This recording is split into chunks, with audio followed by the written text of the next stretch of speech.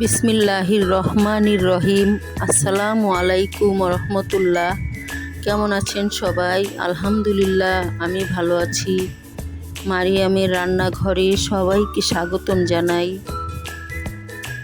আজকে আমি কাঁকরোলের cutlet recipe share করব আপনাদের মাঝে। তাই প্রথমে কাঁকরোলগুলো হালকা ঘষে নিয়ে তারপর দু টুকরো করে সিদ্ধ বসিয়েছি লবণ আর হলুদ দিয়ে। এখানে আমি বেসন আর চালের গুঁড়ো দিয়ে একটি ব্যাটার তৈরি করব। ওদিকে চুলায় ওটা বসিয়ে রেখে এসেছি, সিদ্ধ হতে থাকুক। এখানে আমি হলুদের গুঁড়া, মরিচের গুঁড়া, তারপর গরম মশলার গুঁড়া, পরিমাণ মতো লবণ দিয়ে পরিমাণ মতো পানি দিয়ে ব্যাটারটা গুলিয়ে নিচ্ছি।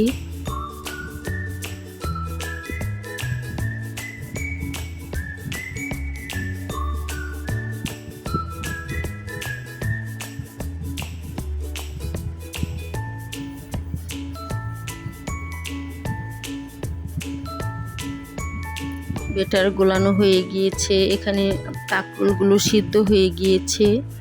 আমি এক এক করে সবগুলো কাঁকরোল উঠিয়ে নিব।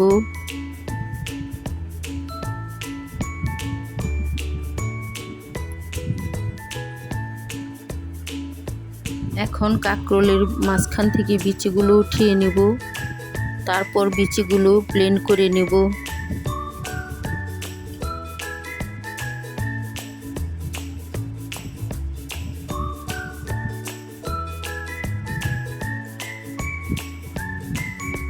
এই তো আমি বিচিগুলো উঠিয়ে নিয়েছি। এখন ব্লেন্ডারে ব্লেন্ড করে নিব বিচিগুলো।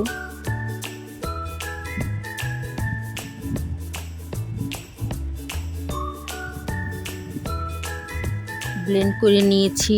এখন এখানে গরম মশলার গুঁড়া দিয়ে দিলাম, সামান্য লবণ দিয়ে দিলাম,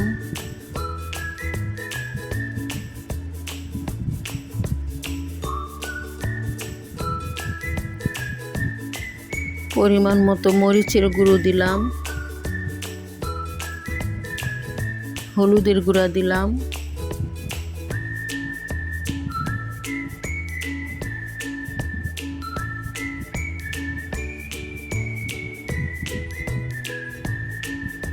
সামান্য জিরার গুঁড়া দিলাম। এখন সবগুলো একসাথে মিশিয়ে নিব ভালো করে, একটি পুর তৈরি করে নিব।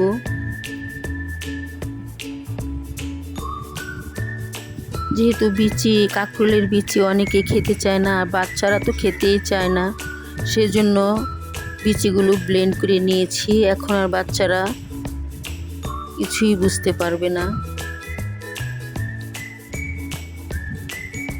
এখানে আমি পরিমাণ মতো চিনি দিয়ে দিলাম। আপনারা যদি মিষ্টি খেতে পছন্দ না করেন তাহলে স্কিপ করে যাবেন।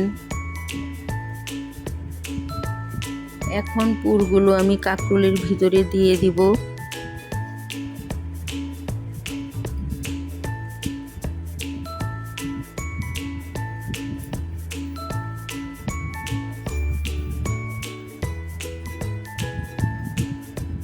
এই তো হয়ে গিয়েছে কাঁকরোলের কাটলেট। এখন এগুলো আমি ওই ব্যাটারের ভিতরে চুবিয়ে তারপর একটু ভেজে নেব।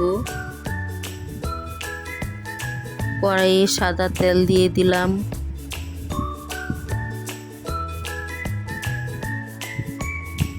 ব্যাটার লাগিয়ে তেলে দিয়ে দিব।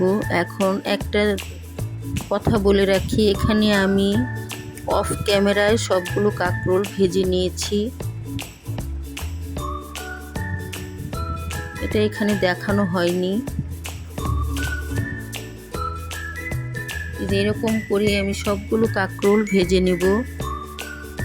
আমার রেসিপিটি যদি আপনাদের ভালো লাগে তাহলে সাবস্ক্রাইব করে বেল আইকনটি অন করে সবাই আমার পাশে থেকে যাবেন। একটা লাইক দিয়ে দিবেন। সবাই ভালো থাকবেন। আল্লাহ হাফেজ।